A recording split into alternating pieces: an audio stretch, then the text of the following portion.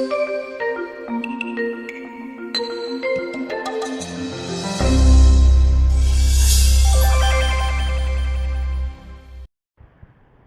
Genesis 1:27, sa ulat tungkol kung paano nilikha ang tao, sabi po dito, God created man in His own image. In the image of God, He created him. So ang tao nilikha sa wangis ng Diyos, sa anyo ng Diyos, higit sa kanino mang nilalang siya ay hinilikha sa wangis ng Diyos.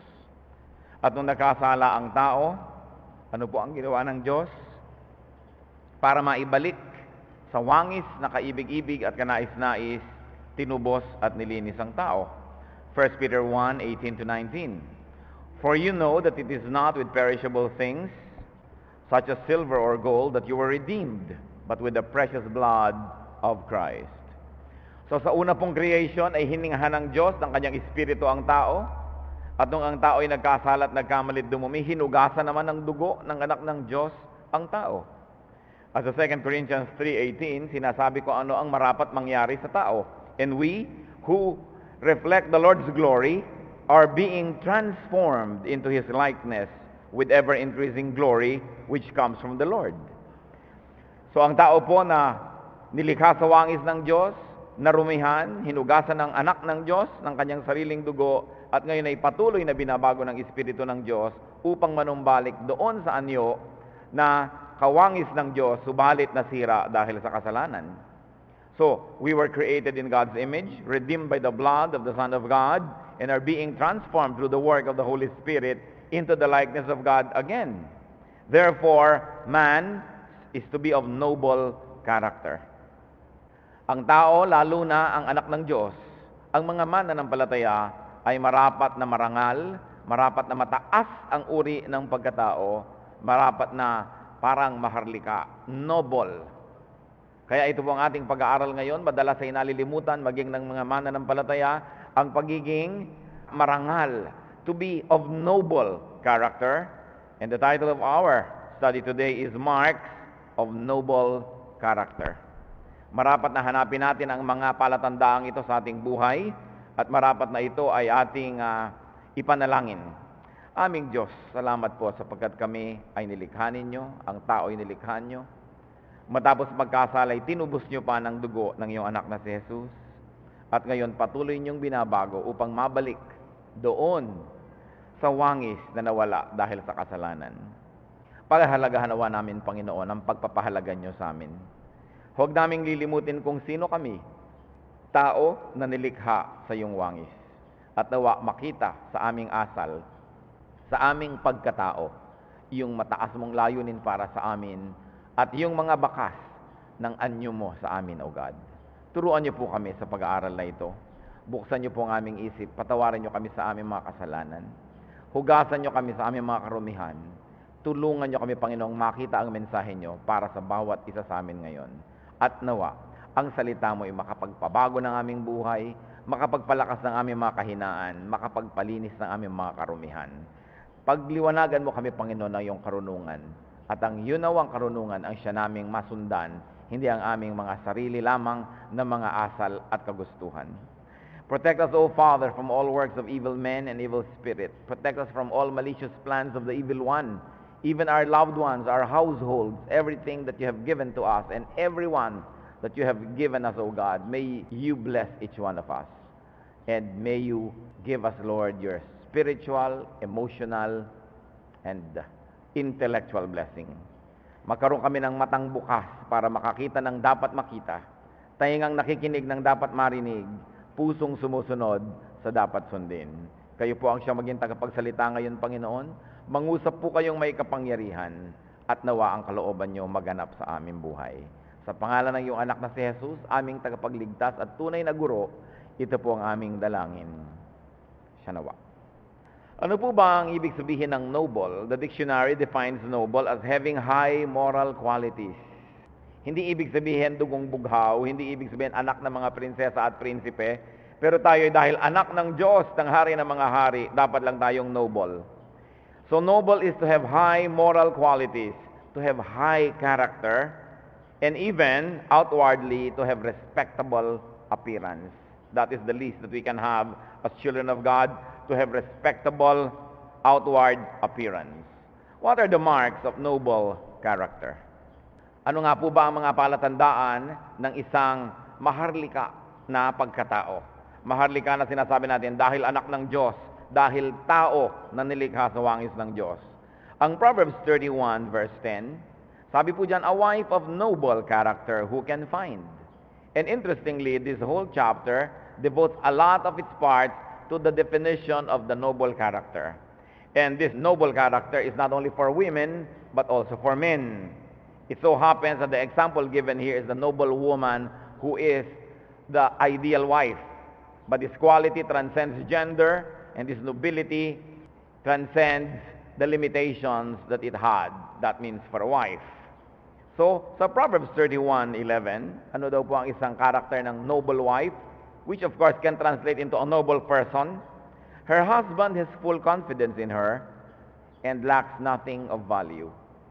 Ang isang babae na noble character, ang kanyang asawa ay lubos ang pagtitiwala at dapat naman siyang mapagkatiwalaan. In other words, generally speaking now for all, both men and women, a person of noble character, one mark is trustworthiness. Na pagkakatiwalaan ang isang taong noble, isang taong marangal, maharlika, inspires and deserves confidence.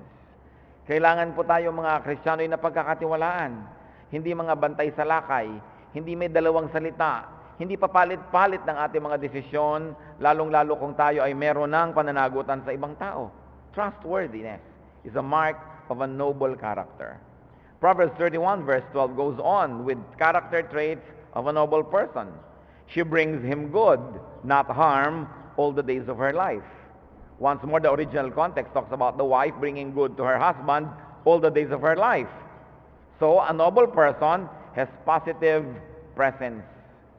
The noble person brings good, not bad, to the people he comes into contact with.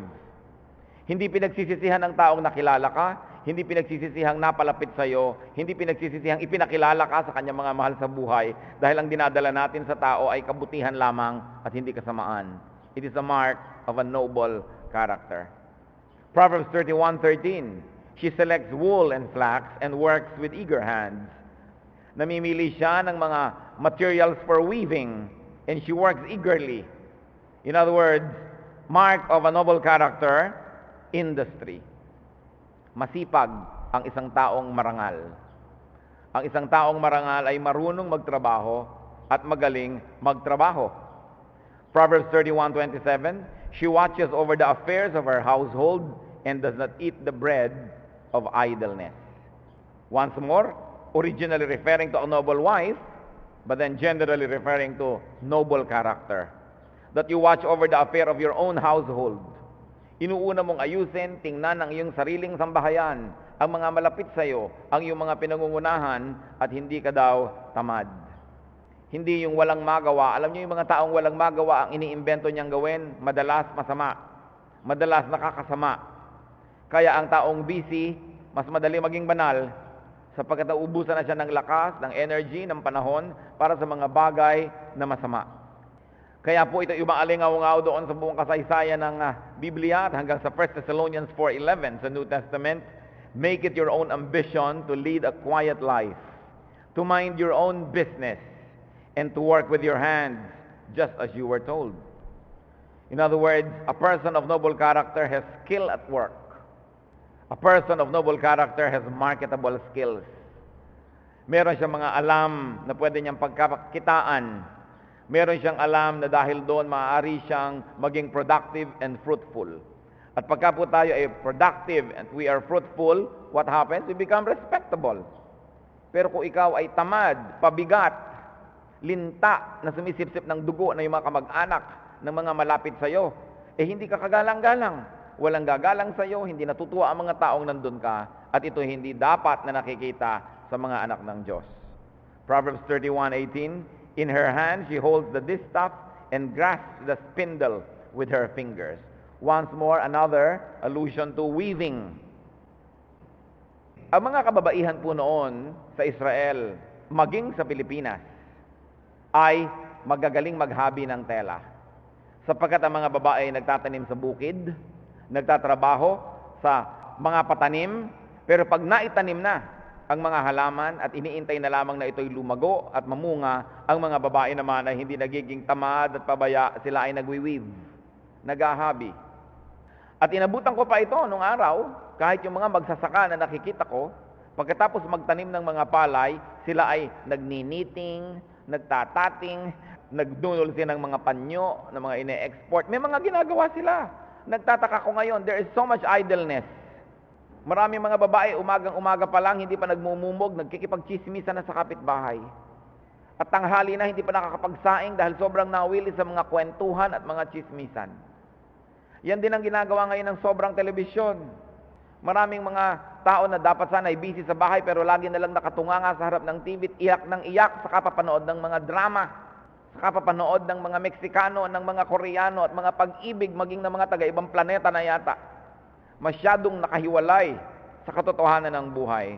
Too much television makes people idle and unproductive. Alam niyo po sa Japan noon kung paano sila unang nakarecover matapos ang gyera na sila'y pinulbos halos at naubos ang lahat-lahat. Ang mga babae sa mga baryo-baryo nila ay nag-a-assemble ng mga electric fan, ng mga plancha at kung ano-ano. Dinadala ng mga pabrika sa bahay-bahay kasi nag-aalaga ng bata yung mga babae, so may ginagawa din sila sa kanilang mga bahay. Napakaraming oras ang nasasayang, hindi lang ng kababaihan, pati ng kalalakihan dito sa atin. Umagang-umaga pa lang, naglalasi ka na. Alas 10 pa lang, mga pasuray-suray na at sasaksakin ang unang dadaan. Kaya nagkakasira-sira ang ating lipunan sa sobrang kawalan ng ginagawa ng tao. Tapos nagtataka kung bakit mga mahirap. Tapos inaasahan na lang yung kaisa-isang kamag-anak na overseas Filipino worker. Lahat nakadagan doon, lahat humihingi, lahat umaasa, pero lahat gusto mag-mall, lahat gusto may cellphone, at gusto yung cellphone, yung pinaka-latest pa, yung may bread toaster sa loob. Ang gusto pa nila laging mga nagdedebu, akala mo mga prinsesa, ang mga nakagown pa't magbababa sa kilalaki mga hagdan, kahit na inutang lang ng magulang ang pangdebu. Napakarami nating mga ginagawang di dapat ginagawa ng mararangal na tao. We must live within our means and be productive. At dapat hinahangaan ng tao sa kanyang skill at work. Anong ginagawa ng mga kabataan ngayon? Imbis tumutulong sa mga gawain sa bahay, imbis nagkakaroon ng mga summer job, nakasubsob lahat sa mga computer, nakasubsob sa mga electronic, mga gadgets, at ang pinakapahinga nila mag-mall. Tapos nagtataka tayo kung bakit tayo ganito. Ang mahusay daw pong tao, at dinedescribe dito yung babae, Proverbs 31 verse 15, she gets up while it is still dark. She provides food for her family and portions for her servant girls. Napakagaling niya. Maaga pa lang ay gumigising na. Hinahanda ang pagkain ng kanyang pamilya, binibigyan ng pagkain ng kanyang mga katulong at binibigyan ng mga assignment kung ano mga gagawin nila araw-araw. Ang isang babaeng hindi marunong sa bahay, kahit bigyan nyo ng 10 katulong, magulo pa rin ang bahay niyan. Kasi siya dapat na nagmamanage, anong gagawin mo, anong pwede mong gawin, anong trabaho mo ngayong araw na ito. So, one mark of a noble character is organization. Organized dapat. The noble person has time. The noble person is seldom in a hurry. The noble person is unhurried, unruffled, quiet as a pool without blemish on its face. Sapagkat napakarami pong mga kahihiyan at napakarami mga indignities ang inaabot ng isang taong nagmamadali. Nagmamadali, naiiwan ang kailangang dalhin, nadadapa, umiinit ang ulo, napapaaway, sumasabog ang bag. Maraming mga disgrasyang nangyayari sa isang taong nagmamadali. Very undignified. Kaya kung gigising ka lang ng 1 hour earlier than usual at hindi ka matutulog kasing himbing ng sawa na gumigising lang paggutom, maraming mga kagalang-galang na bagay na mangyayari sa isang tao. Organization. 1 Corinthians 14:40, but everything should be done in a fitting and orderly way. Kaya marami mga pamilya, nagpipiknik na lang, nagbabangayan pa yung mag-asawa kasi naiwan ang pangkayod ng buko, naiwan ang tsupo ng bata, naiwan ang ulam, naiwan ang ganito kasi nag-aapurahan nung aalis kasi tanghaling maggisingan. Eh kung gigising ka lang ng mas maaga o bago ka makatulog, nakapila na lahat ang iyong gagawin. Yung nagmamadali pag magbibihes, kung saan-saan hinahanap yung belt, kung saan-saan hinahanap yung plancha, kung kailan aalis ng bahay, tsaka palang mamamalansya. Mga miserabling buhay. Samantalang kung gabi, inayos mo na yan, nakapila na lahat ang gagamitin mo, gigising kang mapayapa, you have dignity. Sinasabi, she gets up while it is still dark. Liban nilang pag evening shift kayo, mas maganda talaga yung gumigising ng maaga. There is organization. Another mark of noble character is in Proverbs 31:16. She considers a field and buys it. Out of her earnings, she plants a vineyard. So what is one mark of noble character? Productivity, fruitfulness. She plants, she produces, she creates. Ako pa tuwang-tuwa dahil meron ako ngayong mga naaaning mangga na itinanim ko pa lamang 1 taon, 1 year ago. Pero siyempre, yun yung grafted na madali nang mamunga. Pag talagang may itinanim ka, meron kang aanihin. Napakahalaga na lagi kang nagtatanim ng mabuti, lagi kang may itinatanim na kagandahan, sapagkat may aanihin ka rin nun. Ano pa po ang description dito sa woman na to of noble character? Proverbs 31:24. She makes linen garments and sells them, and supplies the merchants with sashes. So, hindi lang siya nagwiweave ng tela, tinatahipan niya. Gumagawa siya ng sari-sari mga sinturon, mga kung ano-anong mga naibebenta niya sa may mga tindahan. Dadalhin niya doon at kukolekta siya ng bayad later on. Titus 3:14, our people must learn to devote themselves to doing what is good, in order that they may provide for daily necessities and not live unproductive lives. Kahit ngayon, mamakyaw ka lang ng uling, pwede kang merong gawing negosyo, mag-uumpisa ka ng konti, lumalaki yan. People must be productive. Dapat pag pumupunta tayo sa isang lugar, kahit kabaryo-baryuhan, hindi mo sasabihin, naku, wala namang nangyayari dito, walang kabuhay-buhay, nakakainip. Kasi sigurado may makakita ka doon na pagkakaperahan kung bubuksan mo lang ang iyong mata. Kailangan tinitingnan ng tao kung anong pwede niyang gawin, kung anong pwede niyang itanim, anong pwede niyang tahiin, anong pwede niyang bilhin at ibenta, mag-buy and sell, and there will be profit that can be made. And you will also inspire production among people that you buy from. That is nobility. Because when you are independent financially, you become noble. But how can you be noble when you are dependent? Umaasa ka lang sa bigay. Umaasa ka lang sa awa ng kapwa. Paano ka magiging maharlika noon? Susunod-sunod ka, bubuntot-buntot. Nilulunok mo na lang ang iyong pride kahit na kumisa ikinaiinsulto because you are not independent. It is important to be productive. Proverbs 31:20, another mark of noble character, she opens her arms to the poor and extends her hands to the needy. Charity is one great mark of nobility. She helps the poor. She helps the needy. Alam niyo po kung minsan naman yung iba, pagka marunong maghanap buhay, pagka talagang nagpapakahirap kumita ng pera, kumikita nga, pero tumitigas ang puso.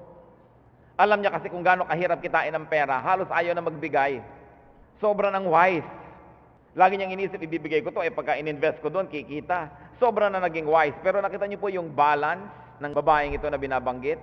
Marunong siyang magtrabaho, nagpapakahirap, pero marunong siyang magbigay sa mga kapuspalad. She extend her hands to the needy. It's very balanced. Hindi yung kung hirap kayong maghanap buhay, sobra na nyo na ngayong Diyos ang pera dahil mahirap kitain. Alam niyo po, marami na tayong nakitang tao na hirap maghanap buhay. Tapos kumikita, pero hindi pa rin nila nalalasap yung sarap ng kanilang kinikita dahil wala silang ginawa kundi pataasin ang salansan ng kanilang iniipon, sambahin ang kanilang salansan, ni ayaw gastahan ng sarili, ni ayaw gastahan ng mga anak at mga apo, at wala nang inisip, mahirap kitain ng pera, kaya di dapat gastahin. Kinikita ang pera para gastahin. Mag-save ka ng konti para sa future, pero alangan namang save ka ng save, bigla kang namatay ngayon. Enjoy naman masyado yung mga naiwan mo. So a noble person knows how to work, how to be productive, but also knows how to enjoy God's grace and God's blessings, that you enjoy the fruit of your labor. It is important. Kitang-kita po natin yan talaga mga hirap magkumita ng pera, lalo mga magsasaka. Hirap na hirap yan talagang hirap at pawis ang pagsasaka. Hirap na hirap, kaya saksakan din ang mga kakakuripot. Ayaw na magpa-doktor kasi laki na ng melon ang kanilang mga kung ano-anong bukol. Madadaan na lang yan sa kung ano-ano, maitutulog na lang yan. Ayaw nila ipagamot ang sarili dahil baka magkagastos. Ayaw man lang bumili ng masarap-sarap na ulam. Ayaw man lang magdamit ng maginhawang damit at regaluhan mo na magandang damit na bubulok sa aparador, ayaw gamitin. Kailan gagamitin ang magandang damit? Pues sa burol. Kaya kailangan marunong tayo magtrabaho, tapos sa pasalamat natin sa kabutihan ng Diyos, nilalasap din natin yung bunga ng ating pinagtatrabahuhan. Yun ang tunay na worship. When you can enjoy good food, when you can enjoy good times and say, Lord, even this is from you. You bless my labor, you bless my effort, and this is the fruit. Thank you for making me enjoy life. It's part of worship. But make sure that you enjoy the fruit of your labor. Hindi labor ng iba. At marunong tayo magbigay sa ating kapwa kahit mahirap maghanap buhay. Don't let the difficulty of earning a living harden your heart. James 7:27, religion that God our Father accepts as pure and faultless is this, to look after orphans and widows in their distress. Ito daw ang isa sa mga pinakamataas na uri ng relihiyon. Pinakamataas na uri ng pananalig at pananampalataya, tulungan ang mga mahina. Kasi po yung orphan, widow, hindi lang orphan and widow ibig sabihin tutulungan natin. Ibig sabihin kasi niyan, they are disempowered. Either too young or too old, and especially in the Eastern cultures in the olden days, widows, women, were not capable of making a living. Hardly. Kaya tinutulungan yan. So ito daw ang tunay na pananalig, tunay na pananampalataya, pagtulong sa mga kapuspalad. Another mark of noble character, still in Proverbs 31, this time verse 22. She makes coverings for her bed. She is clothed in fine linen and purple. So, one mark of noble character is refinement. Ang mga kama mo, hindi lang basta kama, may takip pang maganda. Ang damit mo, hindi lang basta damit, fine linen, purple. Ibig sabihin kasi, you work hard, you earn, and you know how to refine your taste. Hindi yung hirap na hirap kang maghanap buhay, kumita ka, nagkaroon ka na ng kabuhayan, tapos ang kinakainan mo pa rin ang mga utensils dito sa bahay, tansan. Hindi ka man lang matutong gumamit ng magagandang plato at magagandang kutsara. Ang mga tinidor sa bahay mo, liku-liko para mga sanga ng gabi. Liku-liko yung tinidor, hindi man lang tuwid. Kung ano-ano na lang, ang mga takip ng iyong kama, bimeg feeds. Hindi balik kung yun lang talagang kaya mong ma-afford, pero sabi, kung masipag ka, gumagawa ka ng paraan, kumikita ka, dapat nire-refine mo rin ang iyong taste. It's part of worship. Ang Panginoong Diyos, nung nagpagawa ng templo, sabi niya, the best wood, gold only ang mga ilalagay. The best metals, the best stone, the best of everything. You know why? Because when we show the best, we showcase the goodness of God.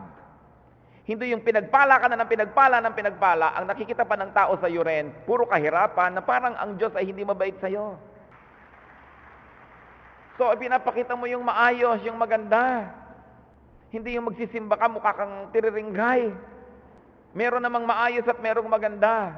Akala kasi ng iba, ano kung kayabangan yan? Hindi, kita nyo, sabi dito, yung noble woman, she makes coverings for her bed. She goes to the level of ornamentation and refinement because she's past survival. And when we're past the level of survival, we should so find things. Kaya nga, kung hindi ka na masyadong gutom at ikaw ay kumikita na, anong ginagawa mo? Uma-attend ka naman sa theater.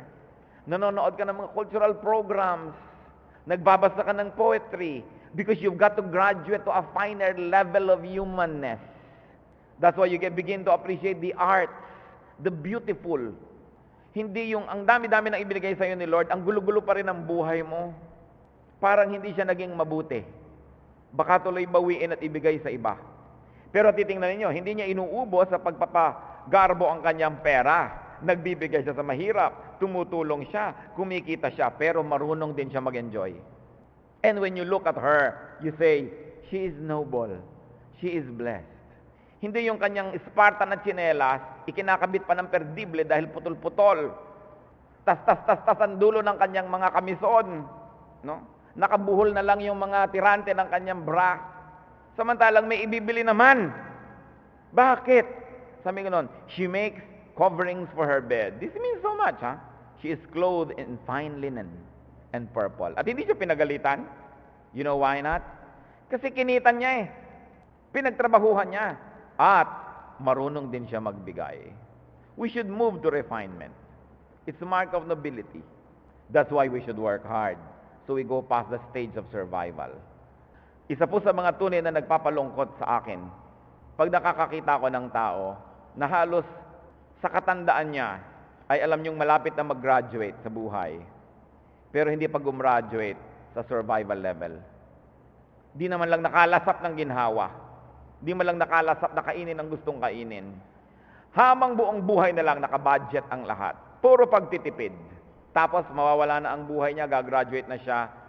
Kulang ang enjoyment niya sa inihanda ng Panginoon na blessing para sa lahat ng tao. Ang luwag-luwag ng planeta, hindi tayo dapat siksikan. Ang dami-daming pagkain sa planeta, wala dapat nagugutom. Kung minsan sa Europe, kung minsan sa Amerika, itinatapon, sinisira nila ang mga kamatis, maging alak, maging gatas, para lang ang presyo huwag sobrang bumagsak dahil may oversupply. Meanwhile, half of the earth is hungry. Hindi gutom dapat ang planeta, hindi dapat gutom ang tao. There is only inequitable distribution of the wealth of the planet. Ang mga itinatapong pagkain pati sa mga fast food, pag 15 minutes na naiprito ang manok at hindi pa nabili, itatapon na yan kasi masisira ang image nila at ang kanilang quality. Meanwhile, just beyond the wall, sa kabila ng pader, ang daming nagugutom ng mga tao doon, pero itatapon ang pagkain dito. Hindi lang tayo marunong mag-manage ng ibinibigay ng Diyos. Hindi dapat gutom ang tao. Kaya hindi dapat tamad ang tao. At yung mayayaman at mga productive, tulad ng babaeng binabanggit natin, hindi dapat sakim. Marunong sila dapat magbigay. Marunong sila dapat mag-share. This is nobility. Because every human being is created in God's image. Hindi siya dapat parang aso na nagkakalkal ng basura at naghahanap ng makakain doon. Hindi siya dapat na nagtitinda ng kanyang laman sa mga gilid-gilid at sulok-sulok dahil siya ang kanyang katawan dapat temple of the Holy Spirit. Hindi siya dapat tatanghod-tanghod sa kumakain at tatakam-takam sapagkat napakaraming pagkain, napakaraming prutas, napakaraming gulay dito sa mundo. But what is wrong?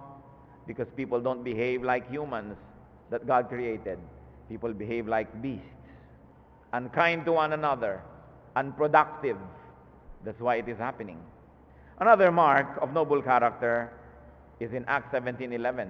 This time we digress from Proverbs 31. Now the Bereans were of more noble character than the Thessalonians, for they received the message with great eagerness and examined the scriptures every day to see if what Paul said was true. Meron po ditong paghahambing ng dalawang uri ng Kristiyano, yun daw Bereans at yung Thessalonians. At sabi sa Acts 17, the Bereans were of more noble character than the Thessalonians. Bakit? Pag daw nag-preach si Paul, bagamat eager sila na pakinggan ito, pupunta muna sila sa Bible at i-check nila kung ang sinasabi ni Paul biblical. At yun daw ang ibig sabihin ng more noble. Siguro yung Thessalonians, kahit ano nalagang marinig, paniwala agad. Kaya sa atin po ngayon na panahon, mga kapatid, sino ang more noble Christian? Yung hindi naniniwala na lang agad-agad, basta-basta. Hindi yung tamad na kung sinabi ng speaker, ganun, paniniwalaan na. Checkan muna niya sa Bible. Una, kung nandun nga, at pangalawa, kung tama nga ba yung interpretation, tama ba yung reading.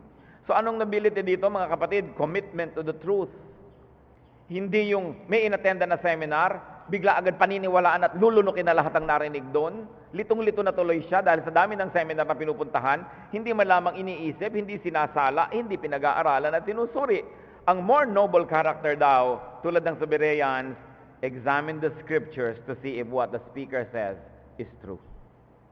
Kailangan yun ang nakikita sa mga anak ng Diyos. Commitment to the truth. Not being easily deceived. Not being gullible. Now, what are the fruits of noble character? Proverbs 31:21. Nasa Proverbs 31 ulit tayo. When it snows, she has no fear for her household, for all of them are clothed in scarlet. Sa mga panahon at sa mga lugar na mayroong winter, sabi ito daw mahusay na taong ito, mahusay na babaeng ito, noble at maharlika. Kahit lumalamig na ang panahon, wala siyang pangamba na giginawin ng kanyang sambahayan dahil lahat sila ay may pangginaw. At hindi lang basta pangginaw, scarlet. Remember, because she works hard. Huh? One fruit of noble character, ample provisions, supplies, even wealth. People of genuine noble character will not be wanting. Why? Because they will be working hard, and they will be organized, and they will be giving to the poor, and they will please God, and God will give them ample provisions.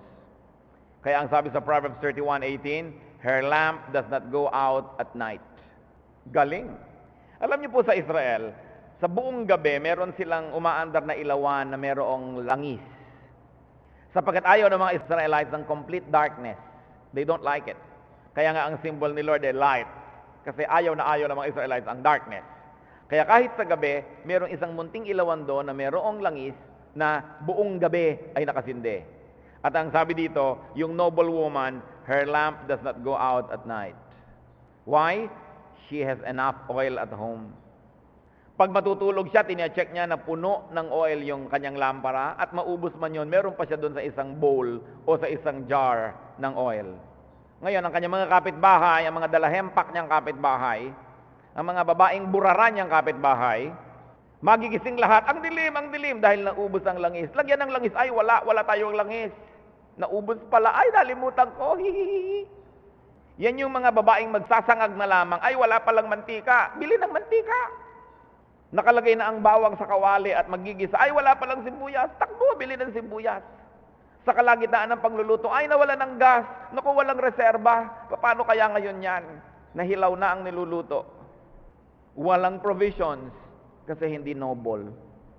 Liban na lang nasa sakdal hirap talaga, no? Pero nga sinasabi dito, cyclical yan eh. Kung ang sipag-sipag mo, ginagawa mo ang lahat, hindi ka naman magiging sakdal hirap. Because the least you have are your natural resources. Maibebenta mo pa rin ang trabaho ng iyong kamay. Pwede ka pa rin maglabada, mamalansya, mag-babysitting. Maraming pwedeng gawin basta hindi ka tamad. So, her lamp does not go out at night. Hindi siya nauubusan. Natanggal ang butones ng barong Tagalog ng asawa sa gitna ng event. Bigla siyang may isang extra butones na dala. Susultihin niya konti.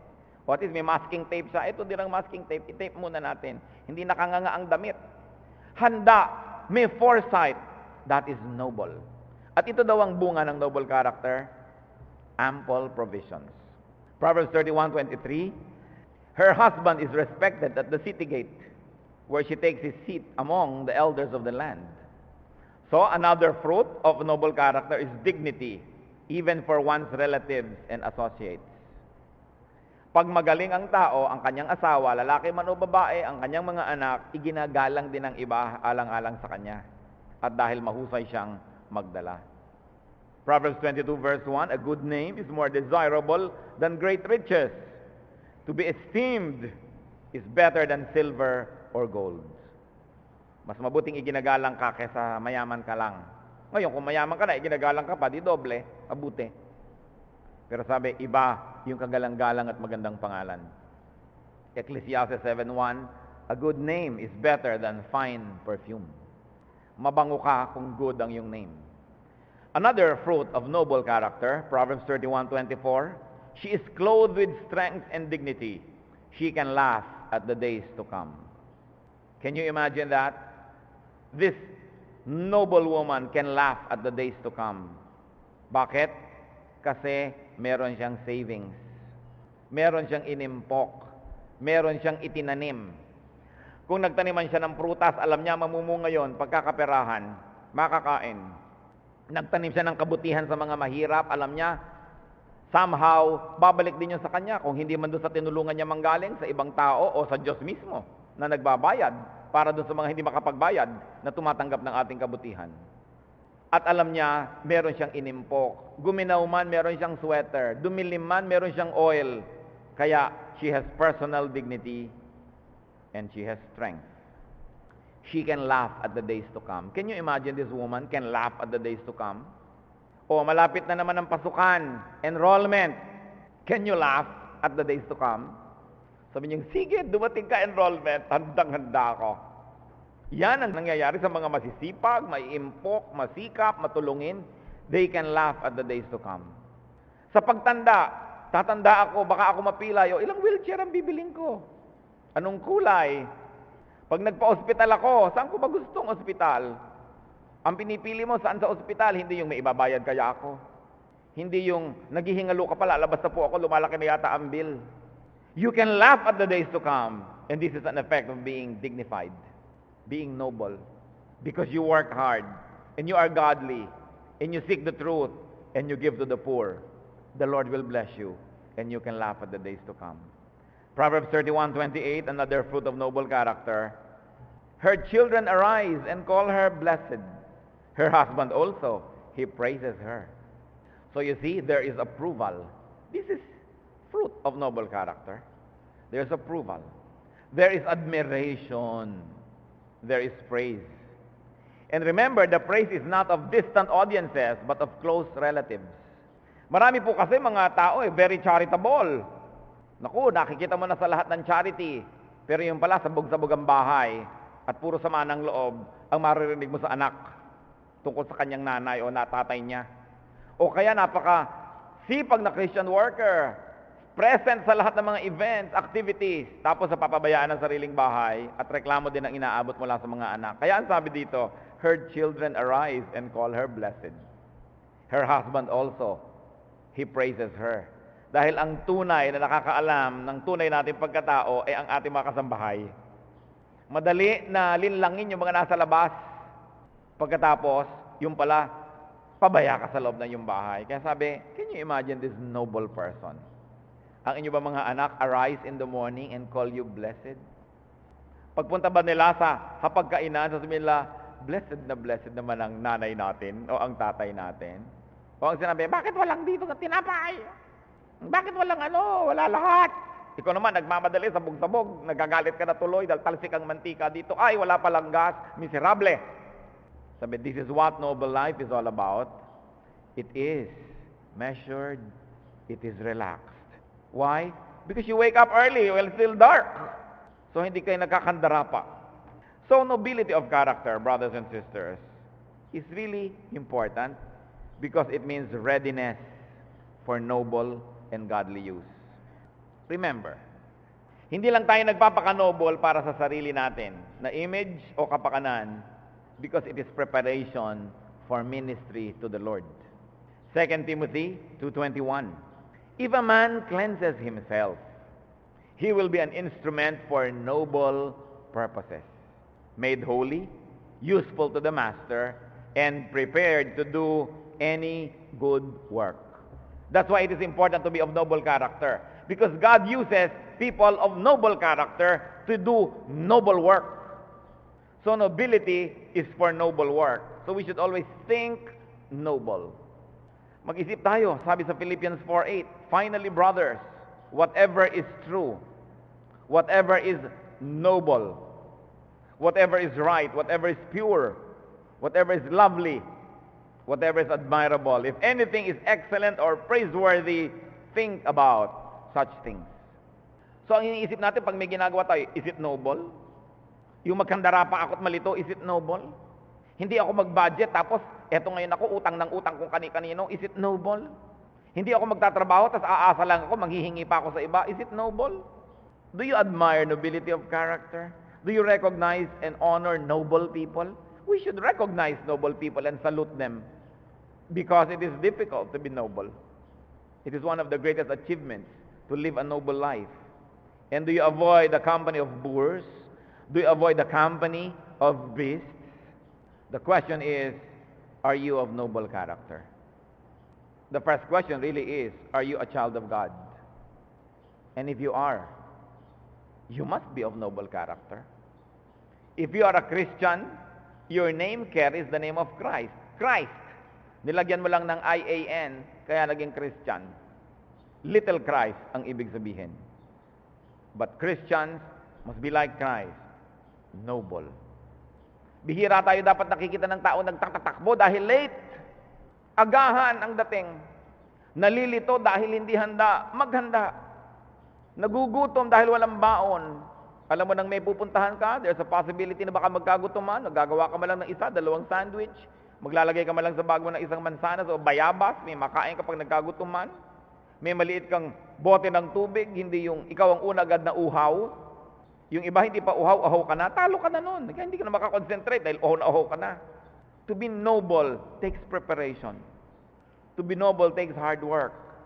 But that's the only way to go if you're a child of God. Live noble lives. Kaya mahalaga rin, our emotion is in check. Hindi ka sobrang ma-in love na nagpakanda. Aba-aba ka na dahil lang sa iyong pag-ibig na ayaw pansinin. So many people debase themselves just for romantic love. Kakahabol sa hindi naman umiibig sa kanila. Kailangan igalang mo naman ang sarili mo. Hindi ka na iniimbita sa isang pagtitipon, pipilitin mo pang isaksakan sarili mo doon. Be noble, be respectable.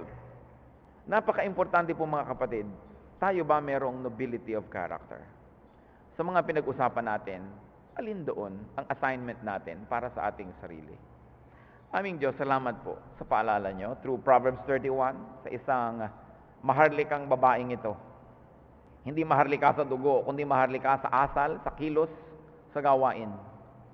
Ituro mo sa amin, Panginoon, babae man o lalaki, yung mga anak na nakikinig ngayon.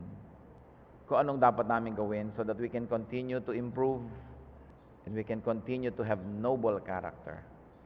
Sa mga kapatid, Panginoon, na napaka-noble na ng kanilang character, salamat sa iyong gawain sa kanilang buhay. Nawa, lalo pa ma-refine, lalo pang tumaas ang antas ng pagkatao because you want to see us grow from glory to glory, to get nearer and nearer to perfection.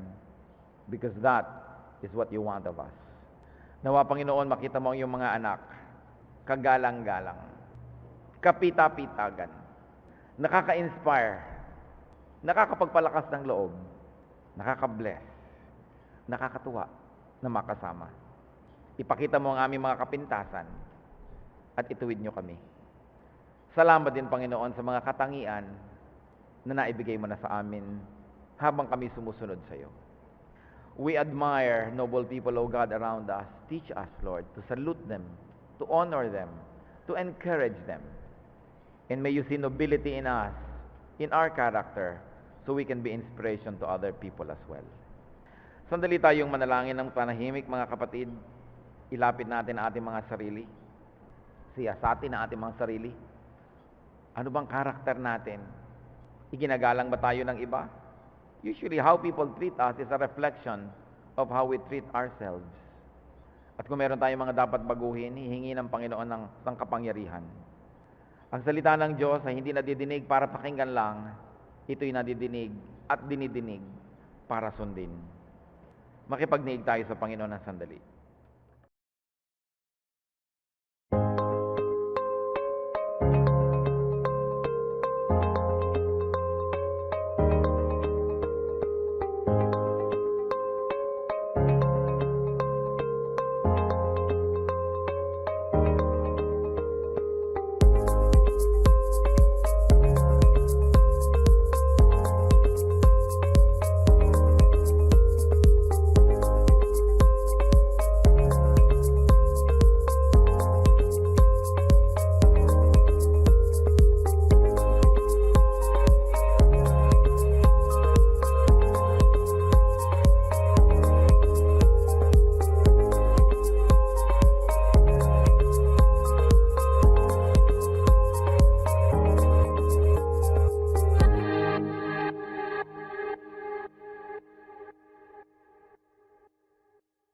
Love to you, mga pamangkin. Dito tayo mag-aral ng salita ng Diyos. Dito tayo mag-aral ng mga practical na bagay, magdalanginan para sa isa't isa, makinig ng mga mensahe, at dito tayo magsasama-sama spiritually sa ating official Ed Lapis YouTube channel na ang address ay Sabi ni Kuya Ed. Remember, dito tayo ha, Sabi ni Kuya Ed, ang ating official YouTube channel. Do not forget to subscribe. Click the subscribe button and ring the bell for notification. Like, comment, and share our official YouTube channel. Visit Ed Lopes' website for daily devotion, audio podcast, latest video message, send your prayer request, subscribe to mailing list and more. Visit edlopes.com.ph.